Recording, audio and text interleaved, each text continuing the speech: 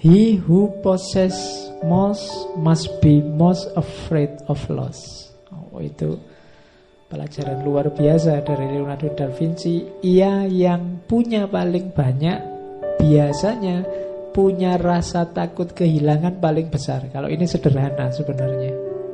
Kalau yang kamu miliki banyak, takut kehilanganmu pasti lebih besar.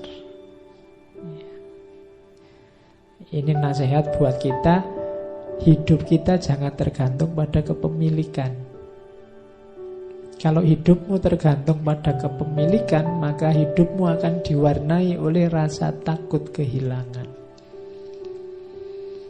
Jadi kita kan sering menghubungkan diri kita dengan sesuatu di luar diri kita dengan kata-kata memiliki atau kata-kata punya.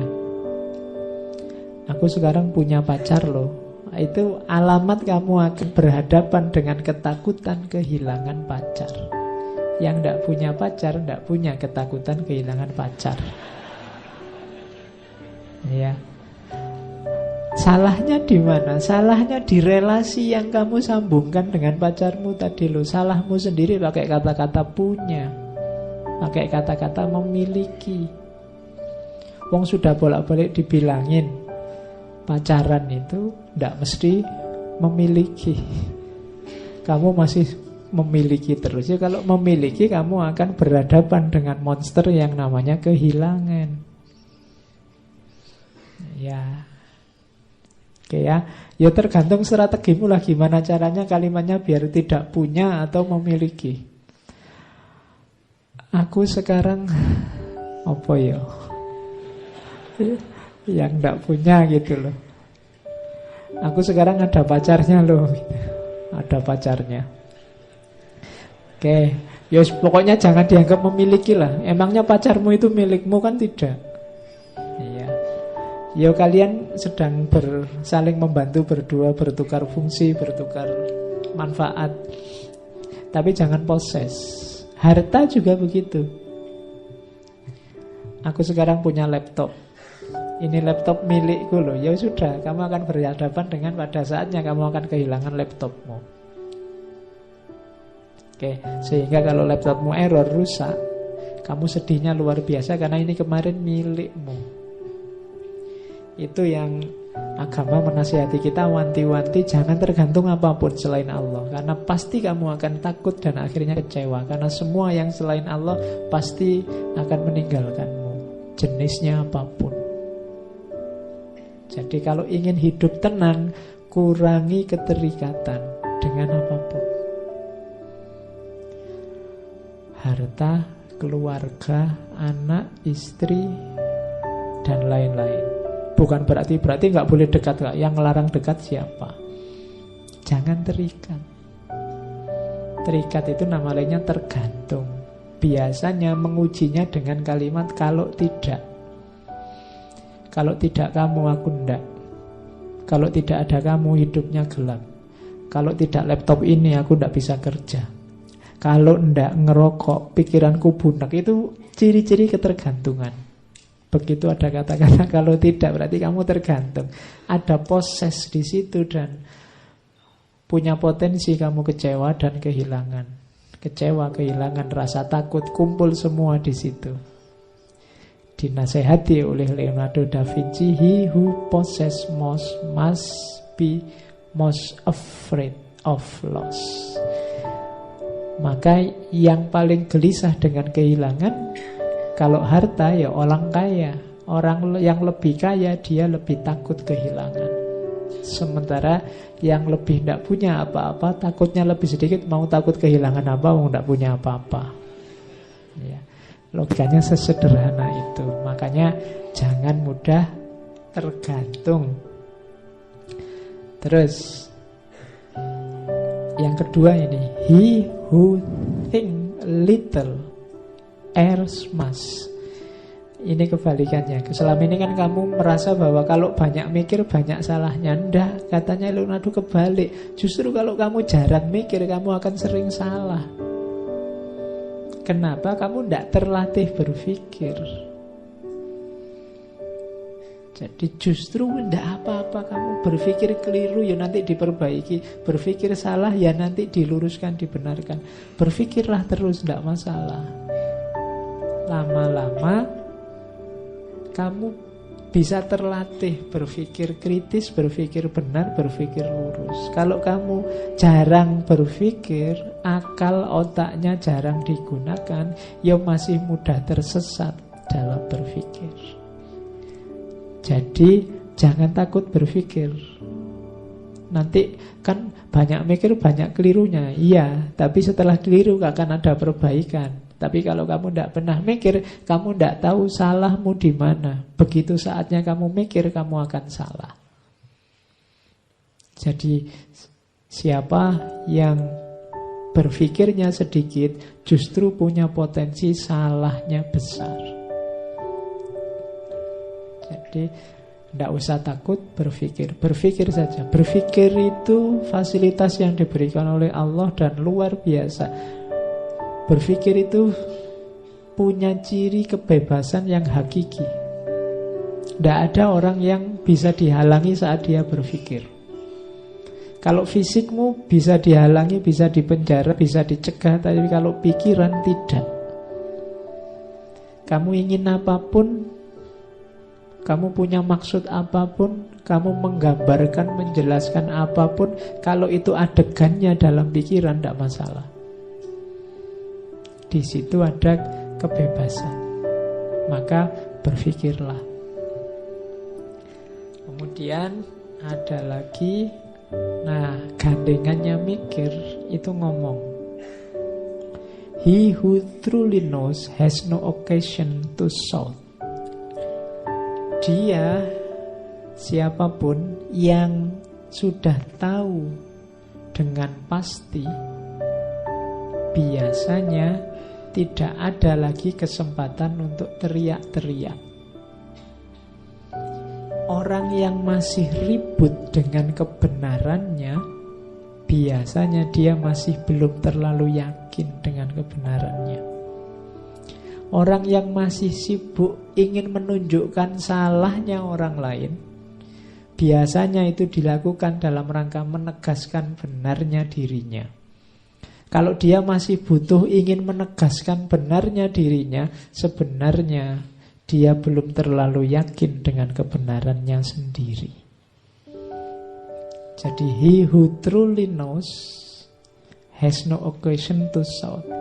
Kalau kamu sudah tahu kebenaran, biasanya kamu tenang, tidak ribut. Pokoknya aku tahu sendiri kok, kamu mau ngomong apa terserah kamu. Aku sudah ngerti yang sejati. Tapi kalau kamu masih ribut, masih pingin tahu salahnya orang lain di mana karena yang benar itu aku, biasanya kamu masih butuh justifikasi dari kebenaranmu yang terletak dalam salahnya orang lain. Nah, ini kita harus hati-hati dengan kebenaran yang kita miliki, karena kadang-kadang kita itu kan sibuk nyari kesalahan orang lain. Itu sebenarnya ciri bahwa kita belum terlalu yakin dengan kebenaran kita sendiri. Kalau kita sudah yakin mantap dengan kebenaran kita, biasanya kita tidak butuh lagi penjelasan bahwa orang lain lebih buruk, lebih salah dari kita. Bahwa orang lain yang keliru dan kita satu-satunya yang benar. Kalau sudah yakin ya sudah. Kamu yakin benar bahwa pilihanmu paling cocok, atau kamu yakin bahwa di kampung ini yang paling ganteng aku misalnya, itu kamu kan sudah tenang. Tapi kalau kamu masih nyari, loh itu kan lebih jelek, itu kan lebih jelek, itu menunjukkan kamu tidak terlalu yakin dengan kegantenganmu. Kami masih butuh untuk dijejer orang yang lebih jelek untuk menegaskan bahwa kamulah yang paling ganteng. Jadi ini boleh kamu jadikan rumus, bahwa yang masih ribut untuk mencari siapa yang salah, kemungkinan dia masih belum terlalu yakin dengan kebenarannya sendiri. Kalau dalam tradisi filsafat Islam, ilmu kalam, ada istilah sukunun nafas. Sukunun nafas itu tenangnya jiwa. Jadi di antara parameternya kebenaran itu sukunun nafas. Kalau kamu sudah nyampe pada terminal kebenaran, jiwamu tenang. Sudah tahu aslinya, saya tenang sudah. Tapi kalau belum, masih mencari-cari justifikasi pembenaran, biasanya masih belum tahu. Terus yang panjang, he who does not go beyond his master is a poor pupil. Jadi siapa yang masih belum bisa melampaui gurunya, dia adalah murid yang jelek. Nah, ini Leonardo da Vinci loh ya. Berarti misimu sebenarnya adalah kamu harus lebih pintar, lebih cerdas, lebih luar biasa dibandingkan guru-gurumu. Kalau hanya sama, itu pun tetap dianggap kamu murid yang jelek. Kenapa bisa begitu loh? Gurumu itu anak zamannya. Dia sampai dalam keilmuannya sebatas wawasan dinamika kehidupannya. Sementara hidup itu dinamis, maka wawasanmu harusnya nambahi wawasan gurumu, sehingga kamu harusnya lebih luas dari gurumu. Itu menunjukkan gurumu sukses. Kalau hanya sama, berarti kamu hanya mengcopy paste gagasan-gagasannya gurumu. Kamu harus lebih itu melampaui. Cuma kan kamu selalu bilang, apa yang mungkin Pak, saya bisa melampaui guruku. Ya kalau saya bilang tadi ya, kalau kamu sudah bilang begitu, ya tidak mungkin sudah. Kamu mimpi aja tidak berani, ya tidak mungkin. Mungkin. Kalau kamu tidak bisa melampaui gurumu, kenapa kok disebut murid yang jelek? Berarti kamu hanya mengulang, menghafalkan yang disampaikan oleh gurumu. Tidak bisa mengembangkan. Guru yang sukses adalah guru yang ilmunya mampu menginspirasi murid-muridnya.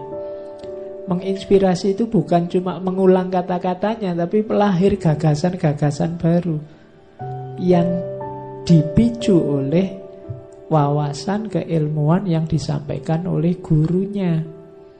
Makanya murid yang baik itu yang melampaui gurunya. Jadi kalian misalnya diperintah oleh takmir-takmir, barang siapa yang ingin mentranskrip ngaji ini, silahkan. Itu tulisan yang bagus, yang kamu tidak copy paste apa yang saya omongkan. Kalau hanya copy paste yang saya omongkan, orang lebih suka ngapain baca tulisanmu, dengar rekamannya, selesai. Tapi kamu olah versimu, tidak masalah. Namaku tidak usah disebut, tidak masalah. Terinspirasi itu kan bukan hanya ikut, tapi lahir gagasan baru, lahir pencerahan baru versimu. Yo nanti namanya pakai namamu. Nah itulah, he who does not go beyond his master is poor pupil. Kalau yang ungu itu, he who does not value life does not deserve it. Orang yang tidak menghargai kehidupan tidak layak untuk hidup. Wong gak kamu hargai.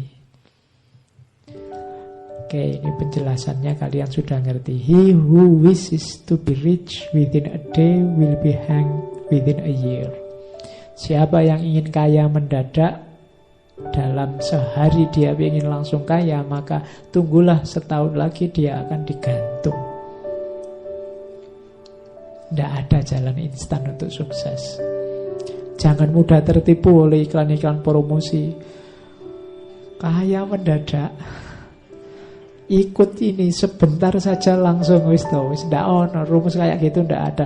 Orang paling jenius di dunia Leonardo da Vinci ngomongnya semacam itu. Kamu bulan kayak gini masih ketipu. Tidak ada yang instan. Langsung sukses, langsung jaya, langsung dari mana jalannya langsung. Ujung-ujungnya ketipu. Tidak ada. Kalau ada yang menjanjikan setahun, sehari kamu bisa kaya, tahun depan orang ini mesti sudah digantung, katanya Leonardo. Jadi ndaklah, jangan ketipu yang gitu-gitu. Semua ada prosesnya. Untuk jadi seorang Leonardo da Vinci juga ada proses panjang, ada banyak rasa sakit yang harus dia alami.